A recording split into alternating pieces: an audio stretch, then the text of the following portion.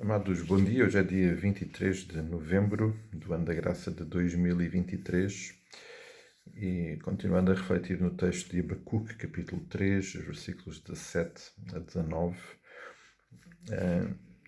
gostaria de trazer à nossa memória, à nossa reflexão desta manhã, algo que o irmão Fernando José nos fez lembrar no passado domingo e que, à luz deste texto, deve de facto fazer-nos pensar e mais do que pensar.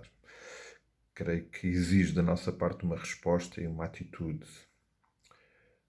O texto é muito claro. O versículo 17 descreve uma situação de dificuldade, de privação, à luz dos nossos olhos, de não satisfação das nossas necessidades, porque não há recursos naturais, não há figos na figueira, não há uvas na videira, os campos não produziram mantimento e os currais estão vazios.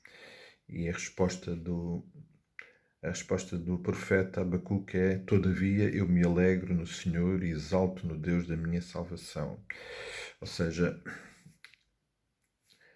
nada poderá pôr em causa a nossa atitude de plena satisfação no Senhor. Total satisfação. Não pode ser condicional, mesmo que em alguns aspectos, aparentemente aos nossos olhos, não haja recurso, ou o Senhor aparentemente não esteja a cuidar de nós.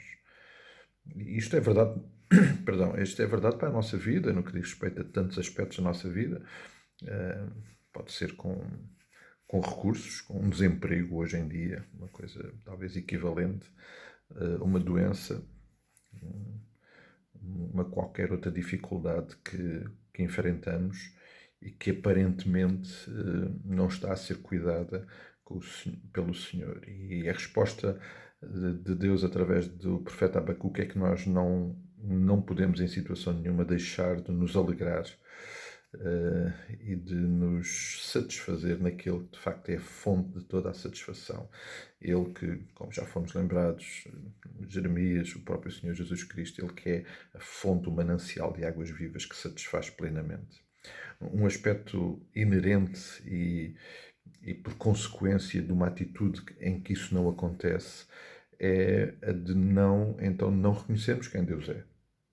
Se eu, à luz destas dificuldades, destas ou de qualquer outras, deixo de me alegrar no Senhor e não exulto o Deus da minha salvação, eu estou a negar, eu estou a rejeitar a sua presença, a sua identidade, quem Ele é, porque eu permito que qualquer outra coisa se interponha e que tome o lugar no meu coração e que perturbe.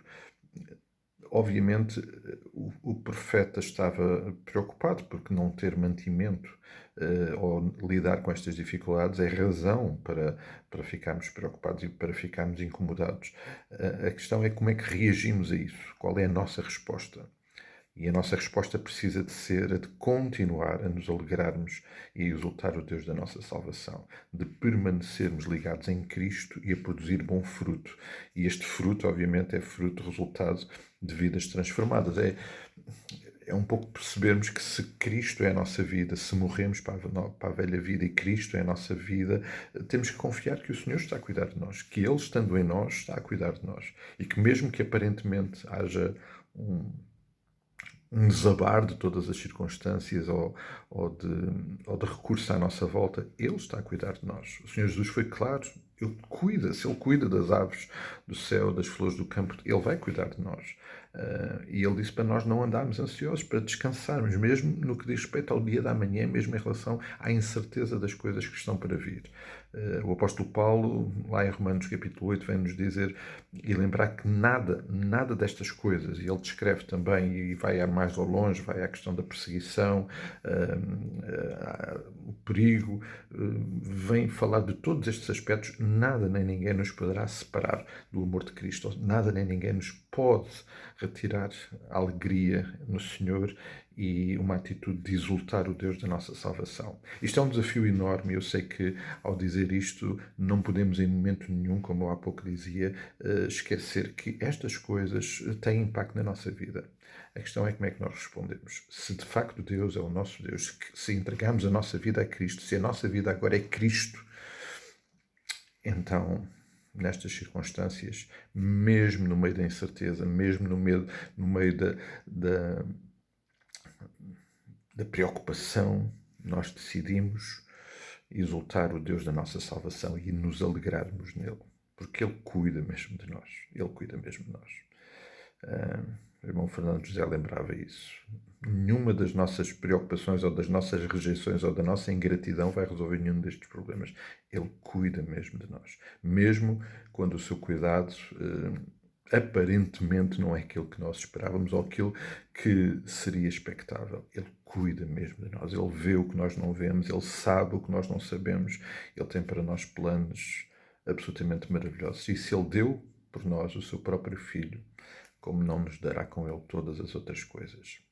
Eu creio que vale a pena pensar nisto, refletir e reagir. Um dia muito abençoado. Até logo, até amanhã, até quando o Senhor assim o permitir.